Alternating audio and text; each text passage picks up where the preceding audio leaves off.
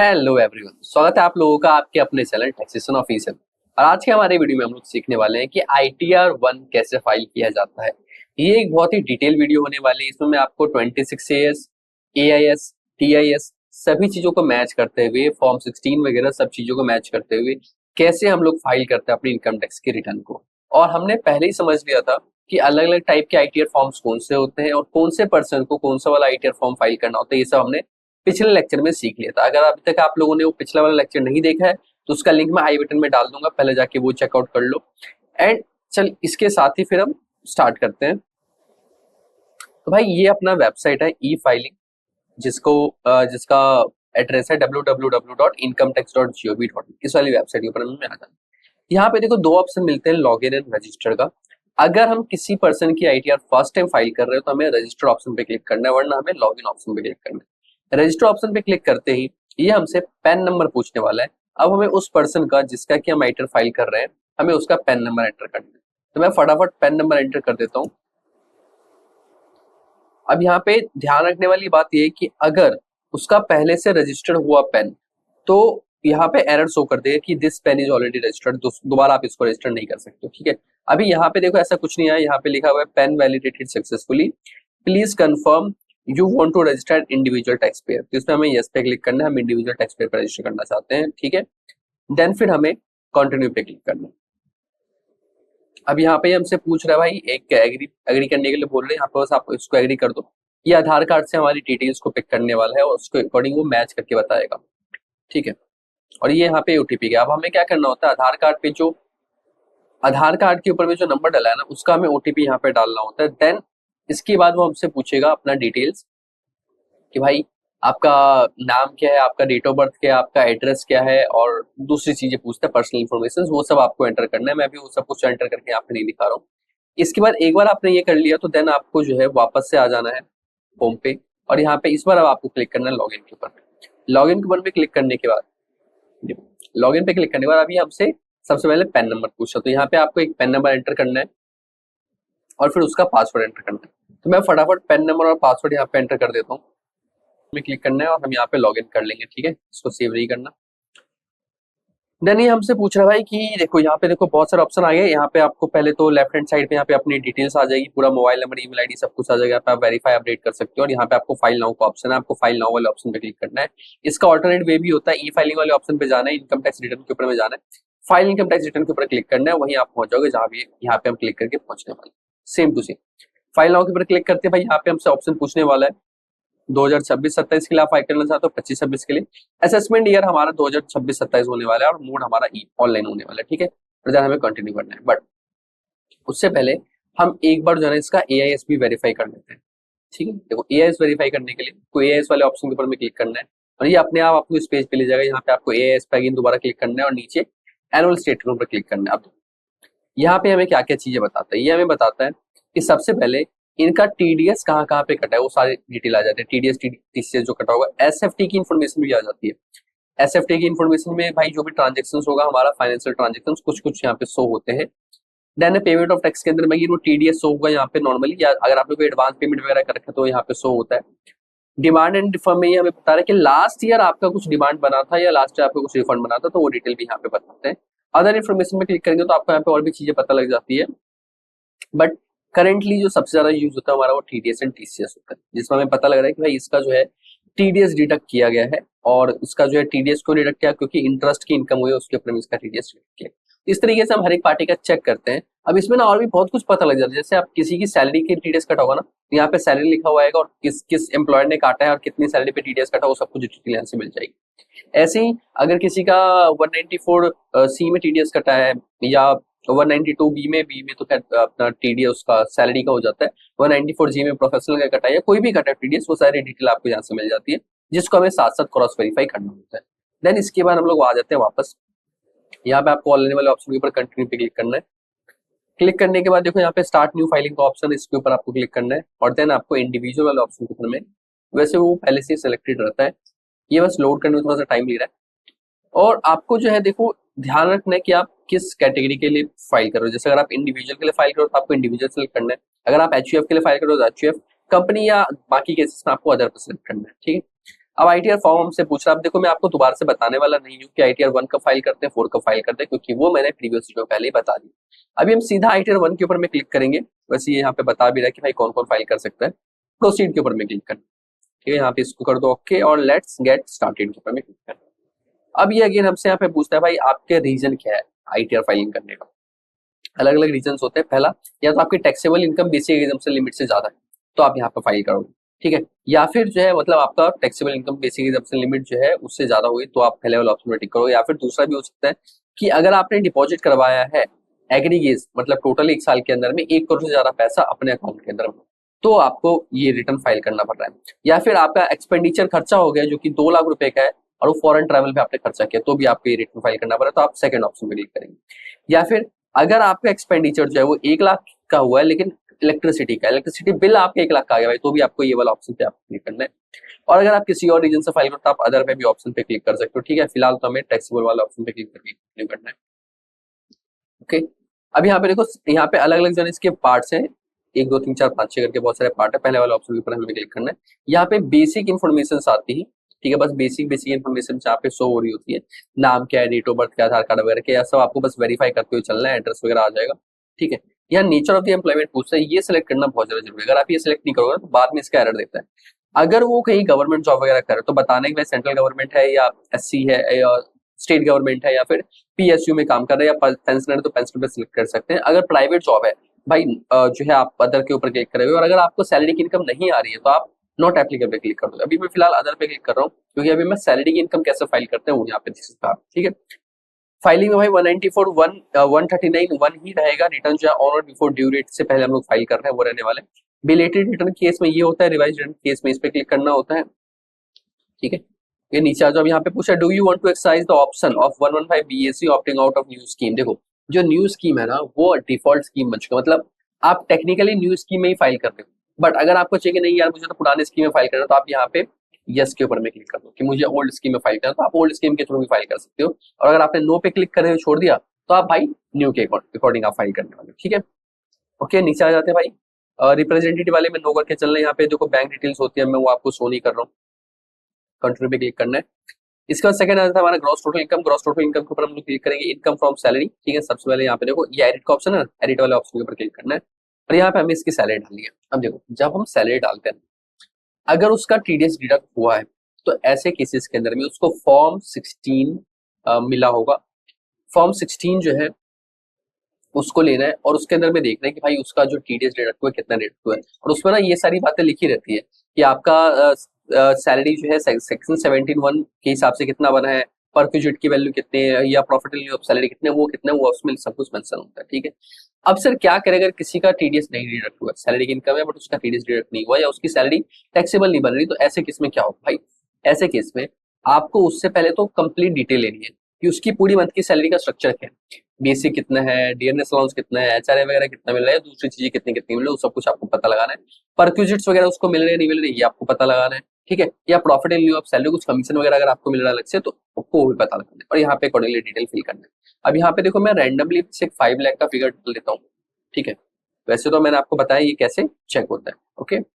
अब क्योंकि हम न्यू स्कीम फाइल कर रहे हैं तो ऑलरेडी हमें यहाँ पे कुछ भी डिडक्शन वगैरह नहीं मिलने वाला है। एक हमें चीज जरूर मिलेगी, वो है हमारा standard deduction which is of 75,000, ये हमें मिलने वाला है, ठीक है।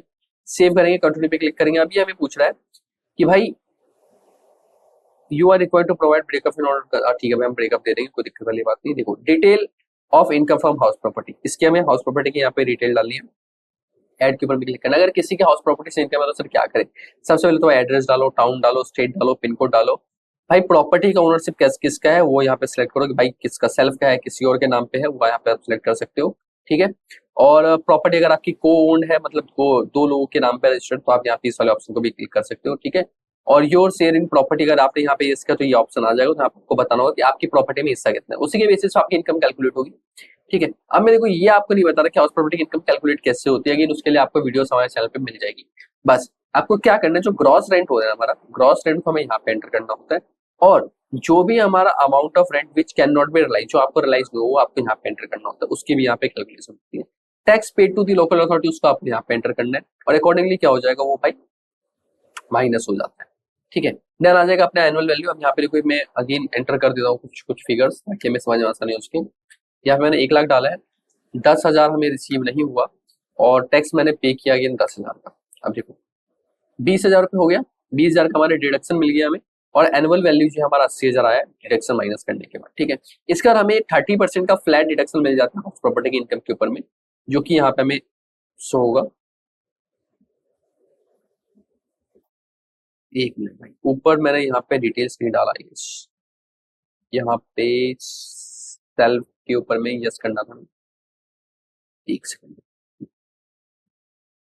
और यहाँ पे हमें करना है। ठीक है, ये दो चीजें होगी। अब देखो यहाँ पे आ गया भाई एनुअल वैल्यू इसकी आ गई 80,000 रुपये और इसका एनुअल वैल्यू का 30% में फ्लैट डिडक्शन मिल गया 24,000 रुपये का। इसके बाद सर कुछ और डिडक्शन भी मिलते हैं और अगेन जो कि आप लोगों को पहले से ही पता है भाई हाउस प्रॉपर्टी की इनकम से कौन कौन से डिडक्शन मिलते हैं। दो तरह के डिडक्शन होते हैं भाई, एक की लिमिट होती है हमारी 30,000 रुपये, एक की लिमिट होती है हमारी 2 लाख रुपए। ठीक है, कौन कौन से केसेस में कैसे कैसे अप्लाई होता है ये सब कुछ आपको देखो पहले से ही पता है। मैं अगेन आपको हर एक छोटी छोटी चीज नहीं बताने वाला। जो आपका बनेगा आपको यहाँ पे एंटर करने और अकॉर्डिंगली आपका वो क्या हो जाएगा, सब लेस हो जाएगा। इसमें यहाँ पे देखो एंटर कर देता हूँ। ठीक है, अब यहाँ पे देखो पूछ रहा लोन आपने कब लिया, क्योंकि ये इंटरेस्ट माइनस हो रहा है, मतलब जो आपने लोन लिया होगा प्रॉपर्टी को बनाने के लिए उसका जो है आपको यहाँ पे इंटरेस्ट का जो है इंटरेस्ट की आपको रिडक्शन मिल जाएगी। तो उसको आप डिटेल डालें, लोन कब लिया था, किस बैंक से लिया था, कितना लोन का अमाउंट है, कितना ब्याज का अमाउंट है, ये सब कुछ आपको यहाँ पे एंटर करना है। ठीक है, उसका फिर यहाँ पे माइनस हो जाएगा। अगर आपका कुछ एरियर रेंट है ना तो आपको यहाँ पे एंटर करना है। जैसे आप मान लो पिछले साल का कुछ था रेंट जो आपको यहाँ पे अभी रिसीव हुआ ना, उसको आपने यहाँ पे एंटर करना है। बट उसके अंदर में आपको ना 30% रिडक्शन मिल, जैसे मान लो इस साल मुझे 1 लाख का रेंट मिला जो कि पिछले साल का था, मैं उसका 30% माइनस कर दूंगा और यहाँ मुझे सिर्फ 70,000 एंटर करना है। अब देखो थोड़ा सा डिफरेंस है। डिफरेंस क्या है सर, ऊपर वाले फिगर पे जब मैं यहाँ पे मैंने एंटर किया था ना तो यहाँ मैंने लेस करके माइनस नहीं किया था, यहाँ पे लेस बाद में हुआ था 30%, बट यहाँ पे आपको खुद से ही माइनस करके डालना है। ठीक है, सेव के ऊपर में क्लिक करेंगे, देखो यहाँ पे डिटेल्स पूछ रहा है, कुछ कुछ डिटेल डाल लेते भाई ताकि दिक्कत ना रहे। ठीक है, एक मिनट, वरना फिर ये एरर दे देगा कि भाई पिन कोड ही आपका गलत है। बहुत तरह के एरर हो जाते हैं भाई। यहाँ भी लिख देते हैं कुछ ना कुछ। ठीक है, अच्छा type of the house property भाई ये आपका है लेट आउट। ठीक है, ओके चलिए। अच्छा ये लोन के ऊपर में आपको क्लिक करना है, तो यहाँ पे भाई मैं इसको डिलीट कर देता हूँ फिलहाल, क्योंकि मैं लोन के डिटेल्स नहीं डाल रहा। आप अपने अकॉर्डिंग लोन के डिटेल डालना, आपको उसका भी रिडक्शन मिल जाएगा। सेव वाले ऑप्शन के ऊपर में क्लिक करना है। अब देखो दो हमने इनकम यहाँ पे एंटर कर दी है, सैलरी की इनकम हमने डाल दी है, हमने हाउस प्रॉपर्टी की इनकम डाल दी है। देन इसके बाद फिर आता है हमारे पास अदर सोर्स की इनकम, क्योंकि हम आईटीआर 1 फाइल कर रहे हैं तो इसके अंदर में फिर अदर सोर्स की इनकम यहाँ पे हमसे डायरेक्ट पूछ रहा है। ठीक है, अब अदर सोर्स की इनकम में देखो यहाँ पे पहले से ही आ गया इंटरेस्ट फ्रॉम डिपॉजिट। अब ये सर कहाँ से है, जो हमने एआईएस देखा था यार, हमने एआईएस देखा था यहाँ पे, एआईएस में ये वाला अमाउंट था ना 108,485, ये इसने डायरेक्ट यहाँ पे पिक कर लिया और इसने हेड भी डाला भाई इनकम फ्रॉम डिपॉजिट से पैसा है आपको ये 1,08,000। ठीक है, और income from income tax refund जो आपका पिछले साल रिफंड बना होगा, अभी इसमें हमने देखा था ना इसका पिछले साल रिफंड भी बना था, देखो ये रिफंड था ना, अब 8,410 का रिफंड था, उसके ऊपर में इसका जो है इंटरेस्ट भी बना होगा, वो इंटरेस्ट जो है इसकी इनकम में कैलकुलेट हो गया, तो यहाँ पे वो एड ऑन हो गया भाई। अगर आपकी कुछ और अदर इनकम है ना तो आप यहाँ पे एड ऑन पे क्लिक करके आप अपने अदर सोर्स की इनकम डाल सकते हो। यहाँ पे बहुत सारे हैं, आप यहाँ पे इनकम यहाँ पे डाल सकते हो। जो इंटरेस्ट फ्रॉम सेविंग अकाउंट होता है ना उसका आपको रिडक्शन भी मिलता है उससे। तो न्यू स्कीम के अंदर तो खैर यहाँ पे दिक्कत है। अच्छा एक मिनट, कुछ और चीजें भी बची है भाई, एक सेकंड। हम थे यहाँ पे ना ग्रॉस यहाँ पे ये देखिए एग्जाम्प्ट इनकम की यहाँ पे रिपोर्टिंग की जा रही है। देखो ये तो अदर सोर्स तक हो गया, उसका अगर आपकी कुछ एग्जाम्प्ट इनकम है तो आप यहाँ पे रिपोर्टिंग कर सकते हो। आई थिंक जो यहाँ पे ना एग्रीकल्चर इनकम की यहाँ पे रिपोर्टिंग होती है। हाँ, यहाँ पे जो एग्रीकल्चर इनकम वगैरह है, जो एग्जाम्प्ट आपकी इनकम होती है वहाँ पे रिपोर्टिंग कर सकते हो। और अगर आपको याद हो तो मैंने आपको बताया था किस अमाउंट तक एग्रीकल्चर इनकम हम आईटीआर 1 में रिपोर्ट कर सकते हैं, उससे ज्यादा रिपोर्ट कर ही नहीं सकते। Then long term capital gain वाले भी आईटीआर 1 फाइल कर सकते हैं, बट कंडीशन क्या है कि उनका एग्जाम्प्ट होना चाहिए। एग्जाम्प्ट कब होगा, जब उनका कैपिटल गेन सिर्फ 1,25,000 तक होगा तभी एग्जाम्प्ट होगा।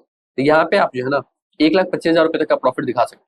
मैं दिखा देता हूँ, जैसे 2 लाख का मेरा सेल हुआ है, मैंने इसको करता था 75,000।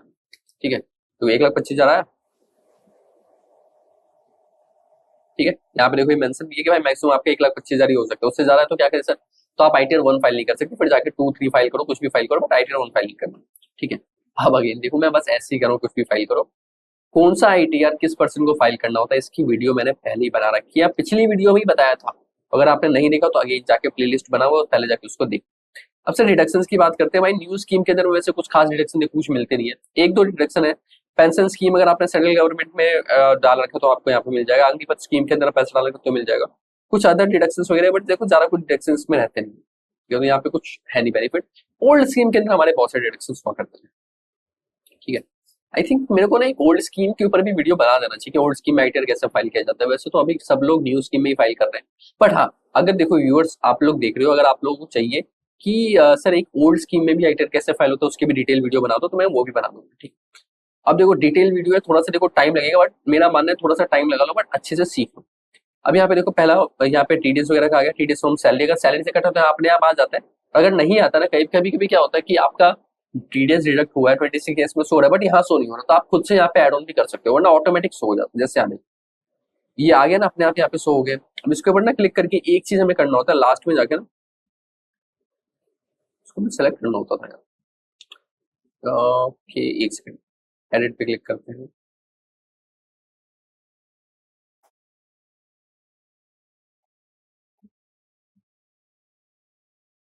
ना फिलहाल देखो, या तो ऑप्शन नहीं आ रहा, पहले ना यहाँ पे एक ऑप्शन आया करता था, बट ठीक है, खैर चलो ठीक है, यहाँ पे है तो है। ओके, आगे आ जाओ भाई। उसके बाद ये देखो यहाँ पे पूछा भाई, अगर आपका TDS details of tax deducted source form 16C की बात कर रहे हैं, टीसीएस डिडक्ट हो तो यहाँ पे आता है। अगर आपने एडवांस टैक्स पे कर रखे हैं तो यहाँ पे आपको शो होगा, ठीक है। तो बस कंटिन्यू के ऊपर में आपको क्लिक करना है भाई, टैक्स पेड वाला हो गया। अब आपको यहाँ पे बस वेरीफाई करना है, सारी चीज एक बार देख लो क्या क्या आपने फिल कर रखा है, क्या क्या चीज है। वेरीफाई करके भाई कंफर्म के ऊपर में क्लिक करो और प्रोसीड टू वेरिफिकेशन के ऊपर में क्लिक करो भाई। आगे दोबारा से आप वेरीफाई कर लो सभी चीजें। एक बार आपको लगे कि हाँ सब कुछ वेरीफाई हो गया है, सभी चीजें ठीक है, तो भाई इसको प्रीव्यू एंड सबमिट रेटिंग के ऊपर में आपको क्लिक करना है। और यहाँ पे आपसे पूछेगा भाई कुछ डिटेल्स, यहाँ पे आप इसको वेरीफाई कर दो। जैसे कि यहाँ के ऊपर आपको ये पहले टिक के ऊपर क्लिक करना, सेल्फ रहने देना, प्लेस में आप डाल दो जहाँ भी आप रिटर्न फाइल करो ना वो प्लेस डाल देना, ठीक है। उसके बाद इसको प्रोसीड के ऊपर में क्लिक करना है। अब यहाँ पे देखो कुछ एरर्स भी दे सकता है, जैसे यहाँ पे एड्रेस दे रहा है, यहाँ पे मतलब कुछ यहाँ पे एरर्स दे रहा है। अब इसको हम ठीक कर सकते हैं। पहले तो देखो, इस secondary address same as primary address, secondary address same as is mandatory, और ईयर ऑफ टैक्स डिडक्शन, ये दो चीज दिक्कत है ना। अभी देखो इन दोनों को कैसे ठीक करते हैं। अब यहाँ पे ये चीजें भी इंपॉर्टेंट होती है, क्योंकि कई बार क्या होता है ना, जैसे आप मतलब मैं आपको बताऊं तो जब हम आईटीआर फाइल कर रहे होते हैं ना, तो कई बार प्रॉब्लम्स हो जाती है कि उसमें पता नहीं होता कि हमें ना और क्या क्या डिटेल डालना है। अब एक सेकंड भाई, मतलब ये एरर्स कैसे सॉल्व होता है ये बात हमें ना उसमें समझ नहीं आती। यहाँ पे बस क्लिक करो और नीचे आ जाओ, प्राइमरी सेकेंडरी है ना, इसको सेम कर दो बस, ठीक है। देखो हो गया। अब देखो आपको क्या करना है, आप कोई भी देखो, जरूरी नहीं कि सिर्फ यही दो एरर आएगा, कोई तीसरा एरर भी आ सकता है आपको। तो आपको क्या करना है भाई, आपको ना उस एरर को रीड करना है। एक बार आपने उसको अच्छे से रीड किया ना, आपको समझ में आ जाएगी भाई क्या दिक्कत है, कहाँ पे क्या प्रॉब्लम हो रही है, ठीक है। बस ये वेरीफाई करने के लिए कह रहा है। एक बार आपने किसी फील्ड को छेड़ दिया ना, देन उसके बाद वो आपसे दोबारा सब कुछ सारी सारी मैंने दोबारा करवाएगा। कोई नहीं, कर लेता भाई थोड़ा सा मैंने, और आ जाते हैं यहाँ पे। एक सेकंड रुको। यहाँ पे ना एक और यहाँ पे था error, which is for TDS, TDS वाला एरर था ना, कॉलन फोर्ड वाला। तो यहाँ पे आपको जाना है टैक्स डिडक्टेड के ऊपर। नहीं, ये तो डिडक्शन हो गया, टैक्स डिडक्टेड इसके नीचे वाला है। हम्म, इसमें देखो इस वाले के ऑप्शन के ऊपर आना है, यहाँ पे आपको क्लिक करना है और यहाँ ना एडिट के ऊपर क्लिक करना है, ठीक है। नीचे आ जाओ, यहाँ पे ईयर ऑफ टैक्स डिडक्शन आपको सेलेक्ट करना है भाई। ईयर कौन सा, तो ईयर है आपका 25-26, वो आपको यहाँ पे सेलेक्ट करना है, ठीक है। सेव एंड कंटिन्यू के ऊपर में क्लिक करना है भाई, नीचे आ जाओ, कंफर्म कर दो। ओके भाई सब ठीक है जी। लास्ट में अगेन वेरीफाई करना है, वेरीफाई करके कंफर्म के ऊपर क्लिक करना है। अब देखो ये छोटी छोटी चीजें हैं, इसलिए मैं आपको थोड़ा जल्दी जल्दी करा रहा हूँ, बट एक्चुअली अगर आप देखो ना तो सब कुछ भाई पहले ही मैंने यहाँ पे वेरीफाई कर दिया है। तो ऐसे कोई ज्यादा दिक्कत वाली बात नहीं, बस यहाँ पे क्लिक करो, आई एक्सेप्ट के ऊपर क्लिक करो, प्रोसीड के ऊपर में क्लिक कर देना है और यहाँ पे वैलिडेशन हो गया। इसके बाद बस आपको प्रीव्यू रिटर्न के ऊपर में क्लिक करना है और आपके आधार कार्ड के ऊपर में एक ओटीपी जाएगा, उस ओटीपी को यहाँ पे आपको एंटर करना है और एंटर करने के बाद जो है अपना फाइनली आप आईटीआर फाइल हो जाएगा आपका यहाँ पे, ठीक है। तो आई होप आप लोगों को समझ में आएगा। अगर आपके कुछ भी क्वेरी, कुछ भी आपके डाउट्स वगैरह ना, आपको बस इस वीडियो के नीचे कमेंट कर देना है, हम आपकी क्वेरी को रिजॉल्व करने की कोशिश करेंगे।